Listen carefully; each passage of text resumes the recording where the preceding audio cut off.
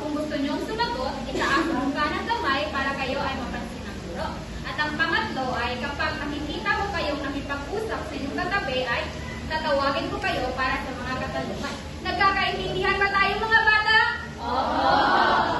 Kung ganon, kahapon, tinalakay natin ang tungkol sa sanaysay. Ano nga ba ang sanaysay, Lakno?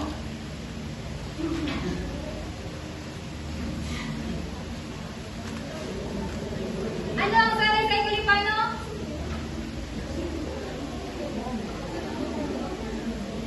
Jel, ano ang sanaysay?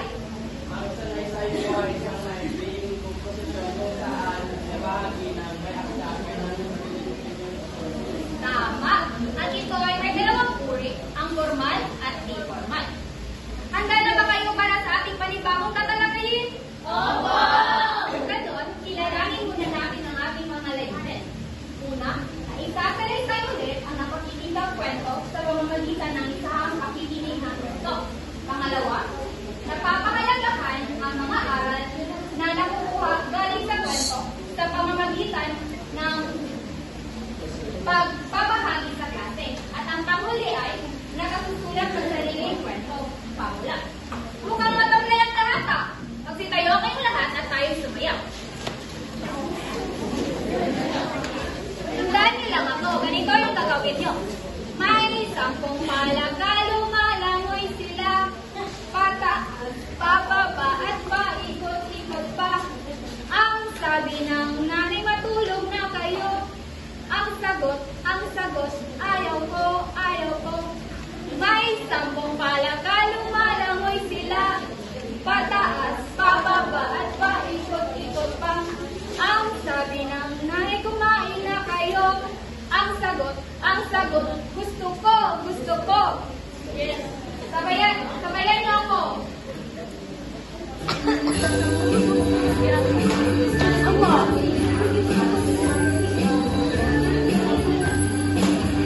May 10 palagalo, malangoy sila, pataas, papaba, paikot-ikot pa.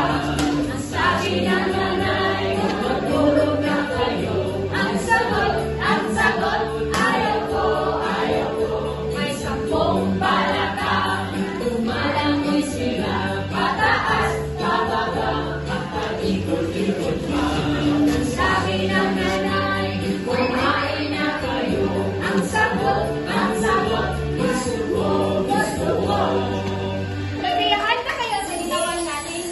Kaya, kung ganon,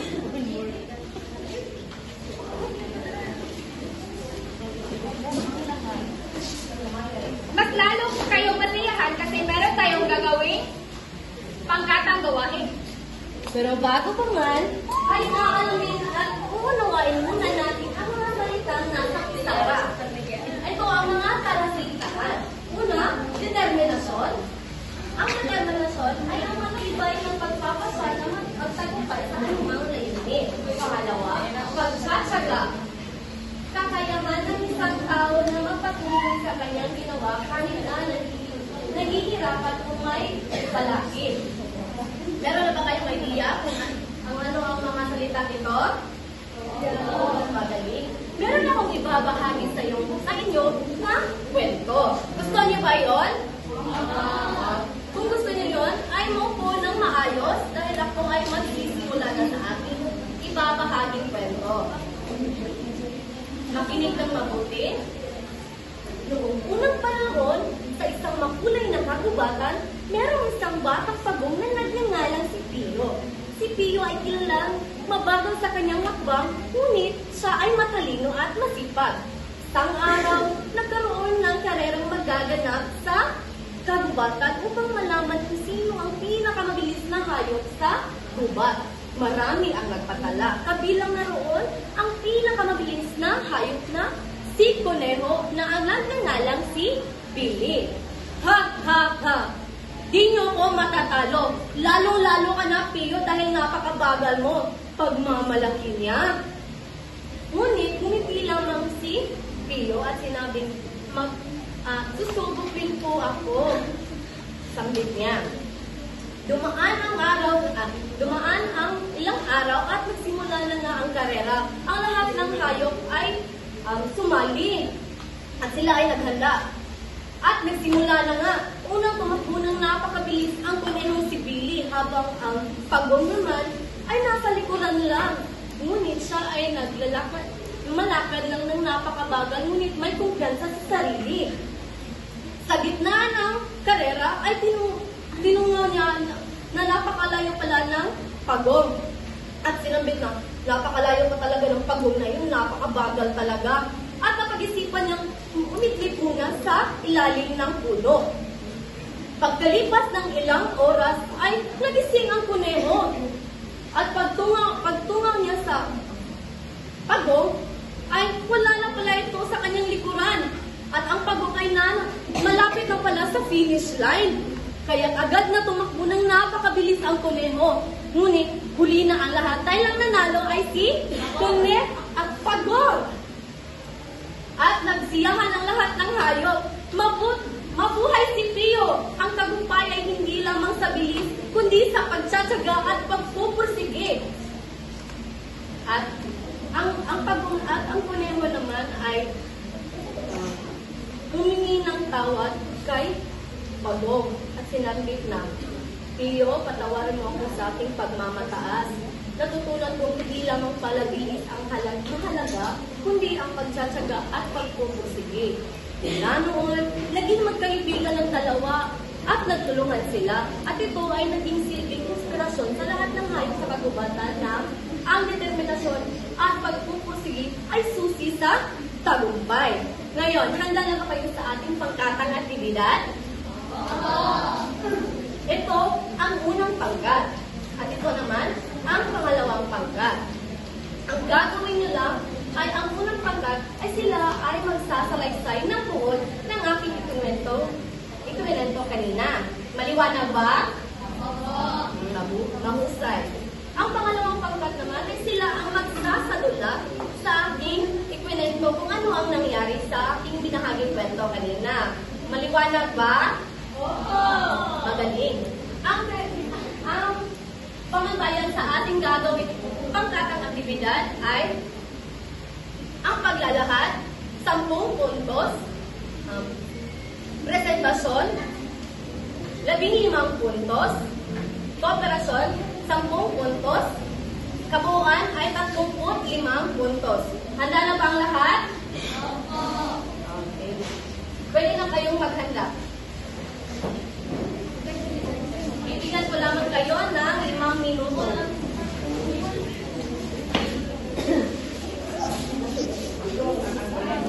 Dalawang pangkat, uulitin ko, magsiyok muna.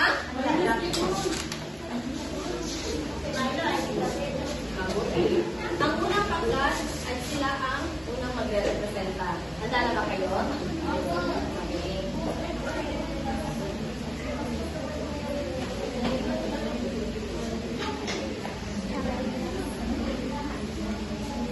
Magandang umaga sa inyong lahat. Ang aming grupo ay natasan na ibahagi ang buod sa kwentong ikwento ng guro kanina.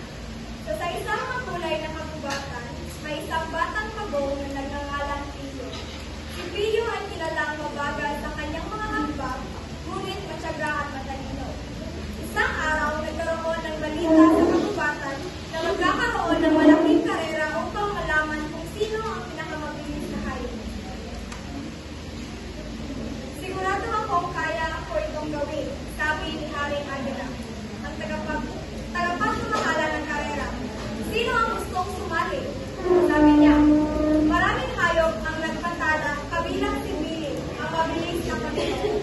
Walang makakatalo sa akin, pagkakalaki ni Billy. Lalo na hindi si Pio.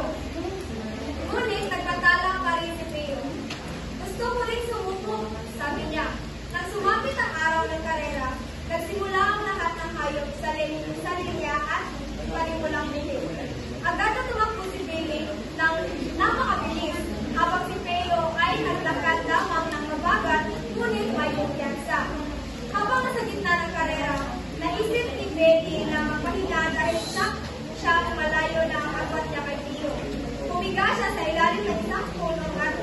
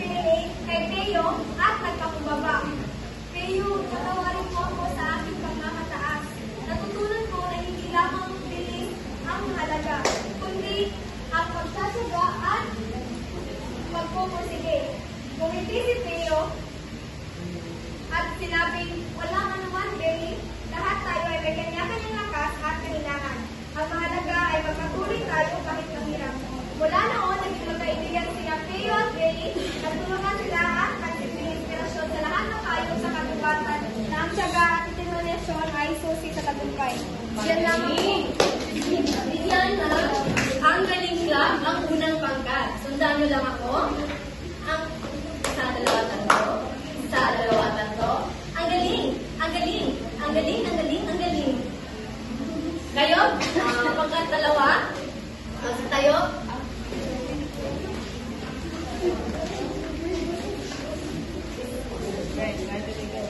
Isa, dalawa, tatlo. Isa, dalawa, tatlo. Ang galing! Ang galing! Ang galing! Ang galing! Ang galing! Pangkat dalawa, maaari na kayong magsimula.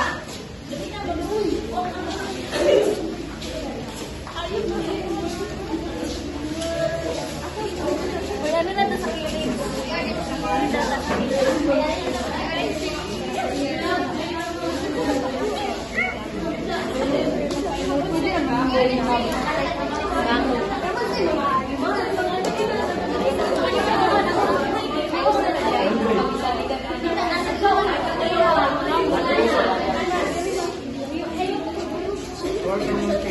Yes. Three. Ang bag po. Hayop ang uban. Hayop ang uban. Hayop ang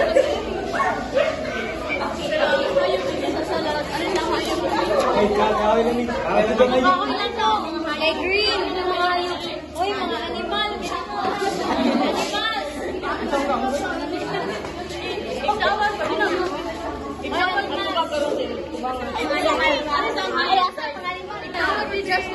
na. Mag-umpisa na po kami. Kami pang pangkat. Uno.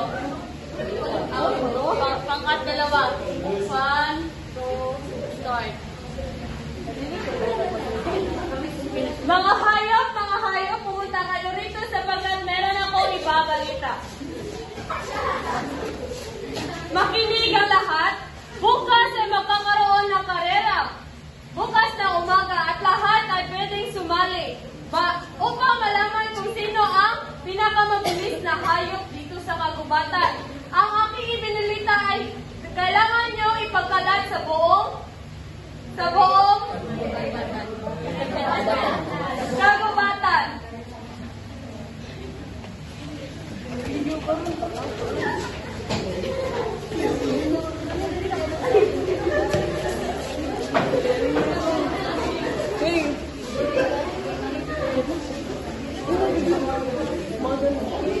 Hello, magahan? Lahat na sasali sa karera ay pumunta dito sa harap.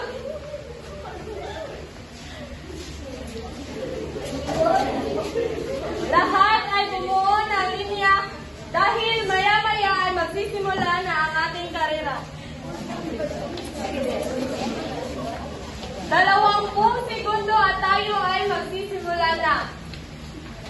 At ngayon ay masasaksihan natin kung sino ang pinakamabilis na hayop dito sa kagubatan. Tayo ay magsisimula. 1, 2, 3, takbo!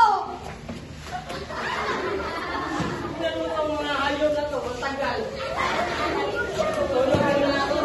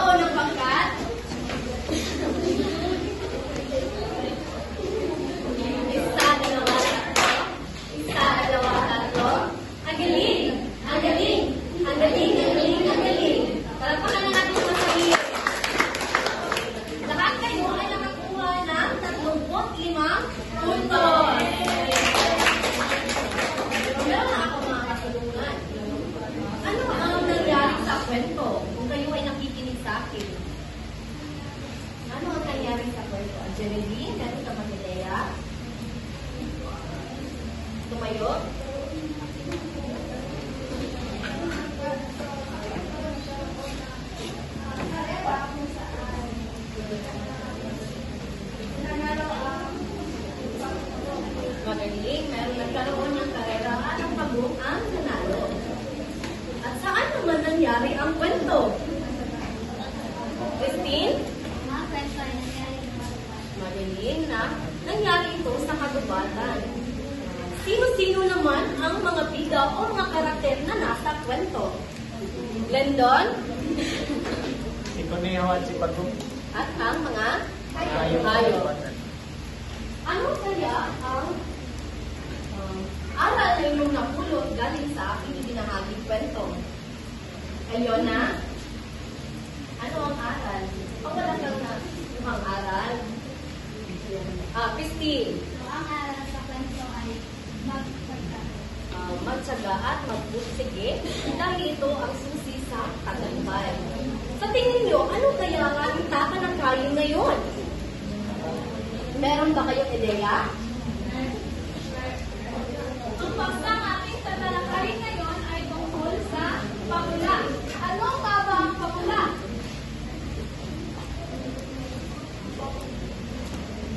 Ang pamula ay isang uri ng panitikan na kung saan hayop ang gumaganap na tauhan. At ang pamula ay may 4 na elemento. Ito ay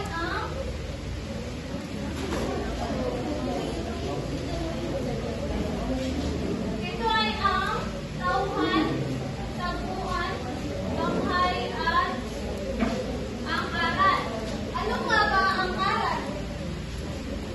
Ano nga ba ang tauhan? Ito ay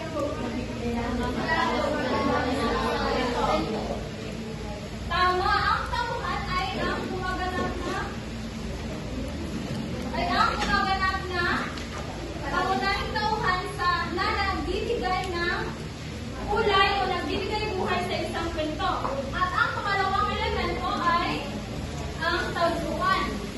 At ang tagpuan naman ay dito nagsasabi ng isang lugar na kung saan dito nangyayari ang mahalagang pangyayari sa isang kwento.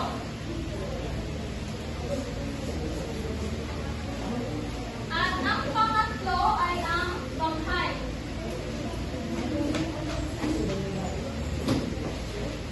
Ang banghay naman ay ito ay tumutukoy sa sunod-sunod ng kwento at nandito ang mga bahagi nito. At ito ay ang simula, saglit na kasiglahan, kasukdulan, kakalasan, at ang panghuli ay ang wakas. Ano nga ba ang simula? Ang simula ay ang pagsisimula sa isang kwento. At ang saglit na kasiglahan ay dito nagtatagpo ang mga pangunahing tauhan at naghihiwalay rin. At sa kasukdulan naman ay dito nangyayari ang problema. Dito nagsisimula ang problema. At ang pang-apat na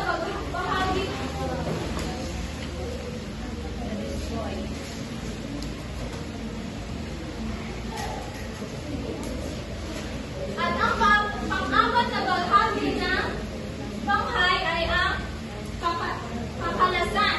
At ang kakalasan ay dito unti-unting naririsolba ang problema sa kwento. At ang panghuling bahagi ng banghay ay ang wakas. At ang wakas naman ay dito na nagtatapos ang kwento.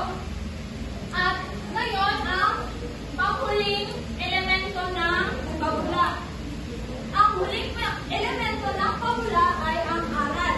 Ano nga ba ang aral? Ang aral ay dito natin makukuha ang mga mahalagang mensahe sa isang kwento o mga kapupulutan ng aral. At ngayon, magbibigay ako ng isang kwento. Gusto niyo bang marinig? Oo! Ang kwentong ito ay isang kwentong pabula na ang pamagat ay ang aso at ang kanyang kanino. Isang araw ay may isang aso na nakahukay ng buto sa lupa. lupa. Tuwang-tuwa ito at dali-daling kinagat ang buto sa umalis. Dinala niya ang buto upang iuwi sa kanyang bahay. At nang siya ay malapit na, napadaan siya sa isang ilog at pinagmasdan niya ang ilog at doon nakita niya ang kanyang sariling anino. Dahil sa pag-aakalang ibang aso iyon na may kagat-kagat ring buto sa bibig, tinahulan niya iyon ng tinahulan upang kanya ring maangkin ang dugong pag-aari nito. Nakaraan ay nalaglag mula sa bibig ng aso ang buto at nahulog sa ilog. Tinangay ng agos ang buto at hindi na muling na kuha pa ng sakim na aso. Ngayon ang tanong, sino kaya ang mga tauhan sa kwentong ang aso at ang kanyang anino? Pakitaas na mga kanang kamay upang kayo ay mamasin.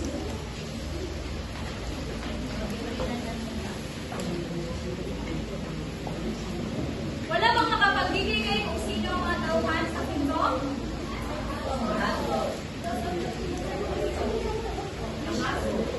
Ang aso at anino.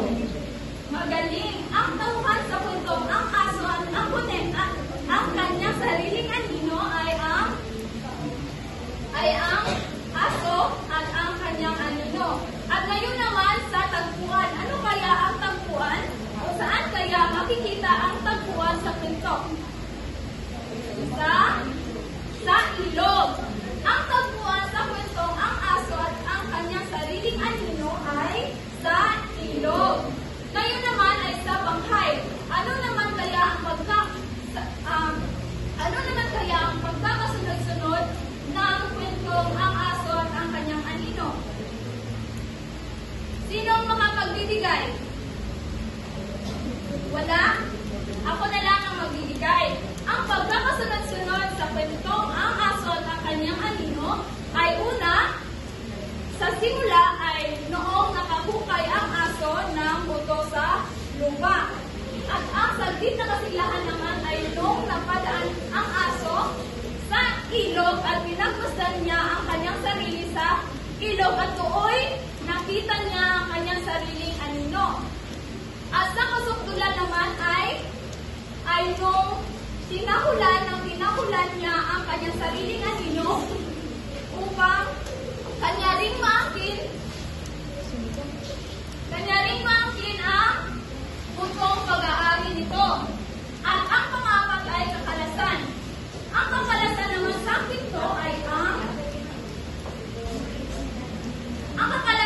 sa kwento ay nung nalaglag mula sa bibig ng aso ang buto at nahulog sa ilog. At ang wakas naman ay nung tinamay ng agos ang buto at hindi na muli nakuha pa ng sakim na aso. At ngayon, ano naman kaya ang aral na makukuha natin sa kwentong aking binasa kanina? Christine, Ang aral na ganito na yung binasa rin nila ay huwag maging sakit at gano'n ang kayo mo kwento ng meron sa atin. magaling! Ang aral na makukuha natin sa kwentong iyon ay ang pagiging sakit ay walang magandang maidudulot sa atin kundi ang kapahamakan lamang. Mas mainam na maging kontento tayo sa bawat mga biyayang ating natatanggap. Naintindihan ba? Opo! Bigyan natin ng masigarong palakpakan ng ating mga sarili. Mga bata, naintindihan niyo na ba kung ano ang pabula? Wala na ba kayong mga katanungan? Okay, mabuti. Ngayon, may aktibidad tayo gagawin. Gagawa kayo ng hatin ko kayo sa dalawang pangkat. Dito ang unang pangkat at dito naman ang pangalawang pangkat. Ano ba ang gagawin nyo? Gagawa kayo ng isang sariling kwentong pabula at pili lang kayo ng isang magre-representa dito sa harapan. Maliwanag ba? Para sa ating pamansayan,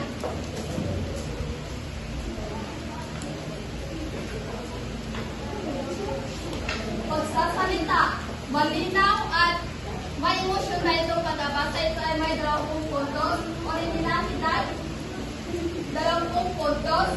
Pagkakaisa, 10 puntos. Kabuuan, 50 puntos. Bibigyan ko kayo ng 5 minuto para sa paghanda. Ang oras ay magsisimula na.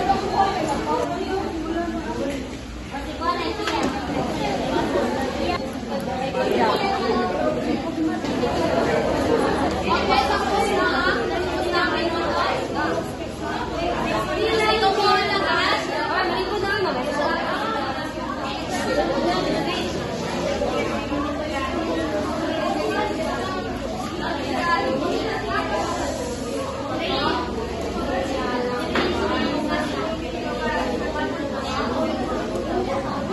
Handa na ba ang lahat?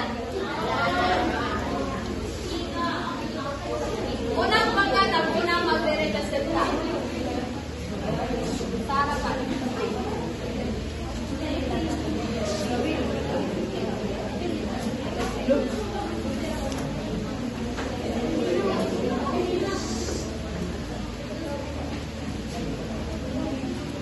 Sa isang muntiang kagubatan, naninirahan ang isang matapang na agila na nagngangalan na Japanito. Kilala si Japanito bilang pinakamalakas at pinakamatalinong agila sa kagubatan. Dahil dito, maraming hayop ang humahanga at natatakot sa kanya. Ngunit, sa kabila ng kanyang katanyagan, may isang bagay na wala siya sa kanyang buhay. Ang pagkakas. Isang araw, habang lumilipad si Japanito sa taas ng kagubatan, napansin niya ang isang magandang kalapati na nagngangalan Luna. Si Luna ay kilala sa kanyang puting panamibo at mapagkumbabang ugali. Hindi niya pumanag ni Japanito kung bakit, ngunit kung nakikita niya si Luna, may kakaibang tinig. Nag-isang si Japanito na kausapin niya. Magandang umaga, Luna. Ako si Japanito. Madalas kitang nakikita rito sa kagubatan. Bakit, Japanito? Umiti si Luna at ang Luna. Magandang umaga, Japanito. Oo, madalas ako nandito dahil gusto ko kitang matsakay at maprasin ang kagandahan ng ating tahanan. Simula noon, palaging magkasama sa Japanito at Luna. Nagkwentuhan sila tungkol sa kanilang mga pangarap, hilig at mga plano sa hinaharap. Unti-unti nahulog-tulog ni Japanito kay Luna at ganoon din si Luna kay Japanito. Ngunit may isang problema. Magkaiba ang kanilang mundo. Si Japanito ay isang agila na sanay sa mataas na ipad at malalaking hamon. Samantalang si Luna ay isang kalapati, pahilig at sinilak. Isang gabi, habang magkasama silang naglalakbay sa ilalim ng maliwanag na buwan, naglakas-uap si Japanito na sabihin ang kanyang nararamdaman. Luna, matagal ko nagustong sabihin ito sa iyo, mahal kita. Alam mo, magkaiba tayo, pero hindi ako, pero wala akong gawin ang lahat para magtagumpay ang pagmamahal natin. Nagulat si Luna sa sinabi ng Japanito. Ngunit siya at nagsabi, Japanito, mahal din kita. Alam ko, hindi madali ang aking sitwasyon, ngunit handa akong harapin ang lahat ng kasama ka. Mula noon, hinanap ni Japanito at Luna ang mga pagsubok na dala na kanilang pagkakaiba. May mga hayop na tumututo sa kanilang pagmamahalan, ngunit hindi nila ito pinansin.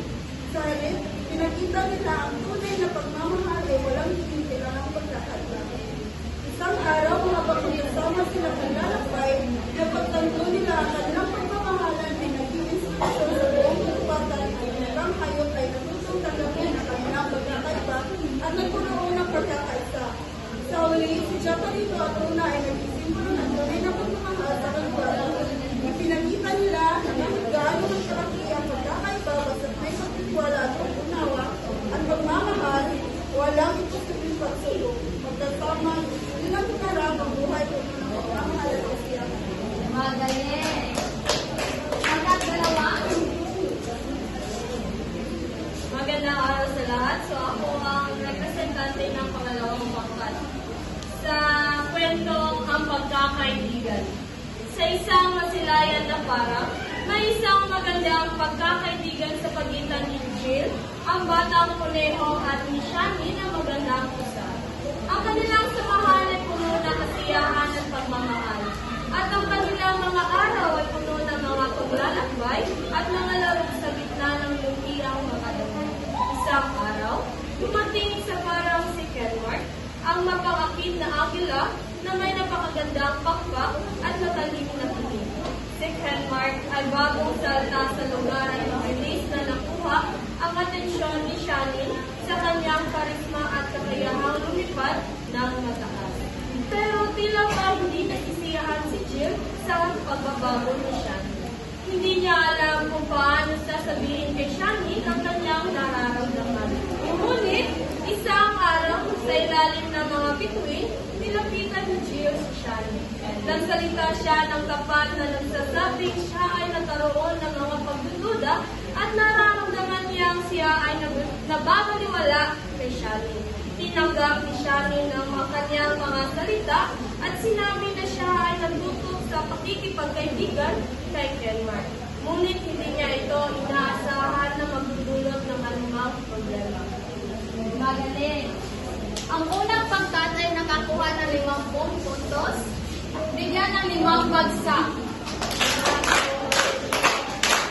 Pangalawang grupo naman ay binigyan ko ng 50 puntos.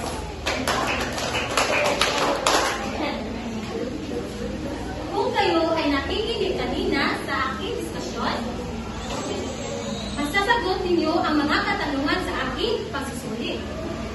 Sa panuto, basahin mabuti at bilugan ang tamang sagot. Huwag niyong kalimutan, isulat ang iyong pangalan sa itaas. Bibigyan ko lang kayo ng 5 minuto. Maliwanag ba mga bata? Pakipasa?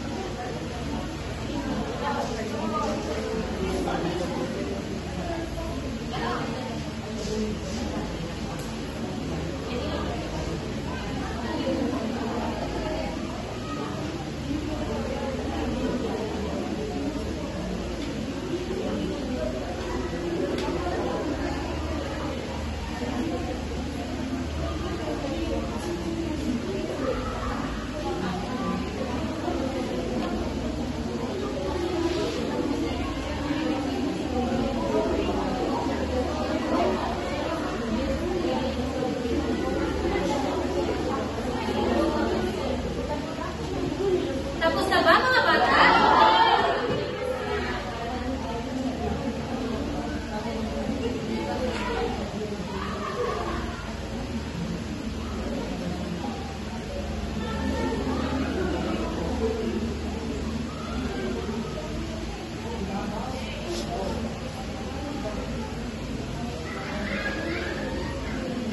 Kung kayo ay tapos na,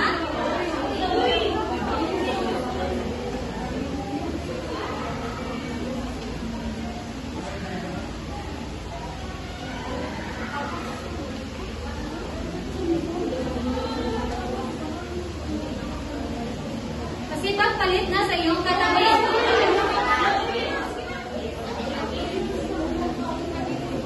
Meron na lang kayong 1 segundo.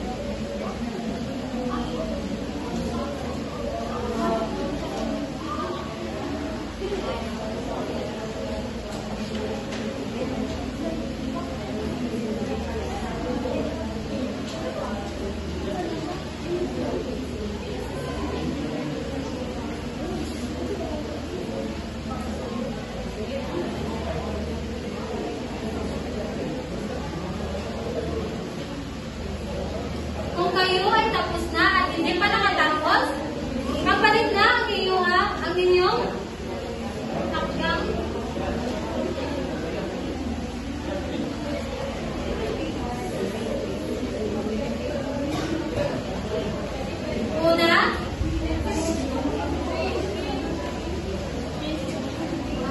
Una, alpha.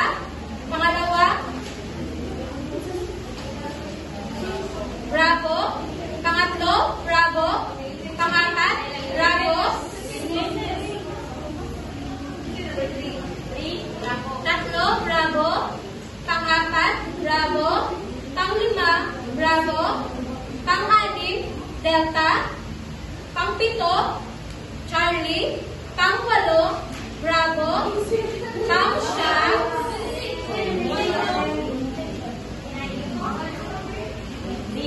Pang-siyam, delta.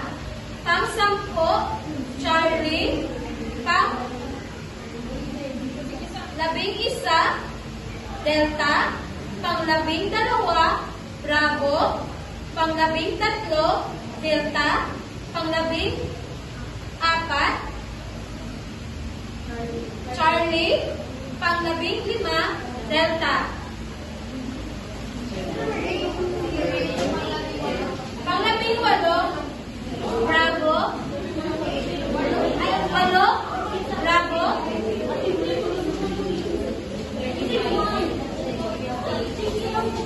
Una, alpha.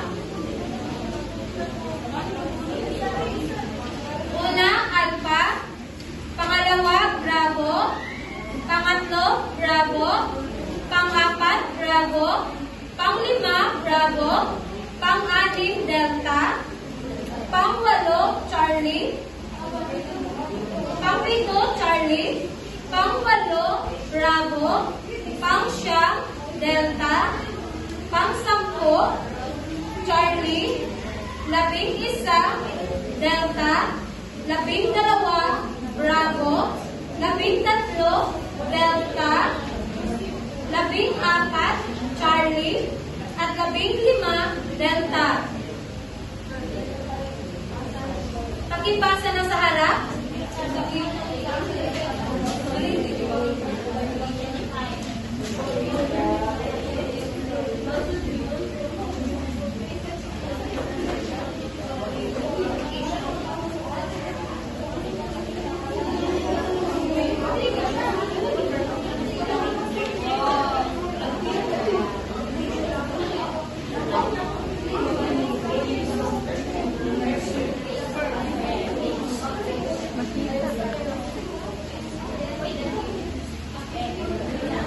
Nasa harap na ba lahat ng mga papel?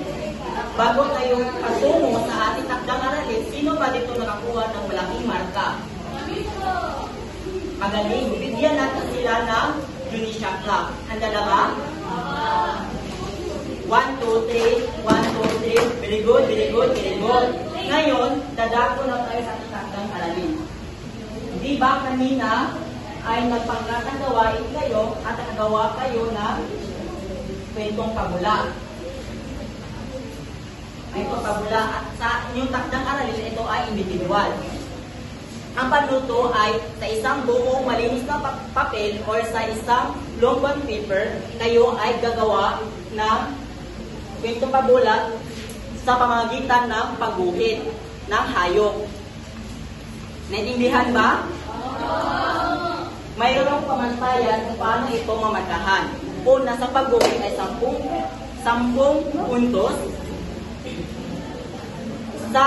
Sa nilalaman ay 10 puntos. At sa masini naman ay 10 puntos. Ito ay kabuuan 30 puntos. Intindihan ba? Magsintayo na tayo para sa ating panalangin.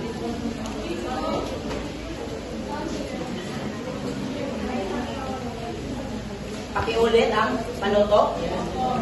Ang panuto ay sa isang malinis na papel o sa isang long bond paper, kayo ay guguhit ng hayop at gawan ito ng kwentong pabula.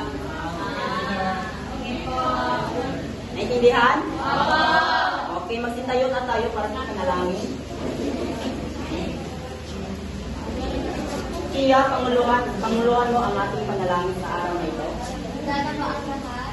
Salamat po. Sa ngalan ng Ama, ng Anak,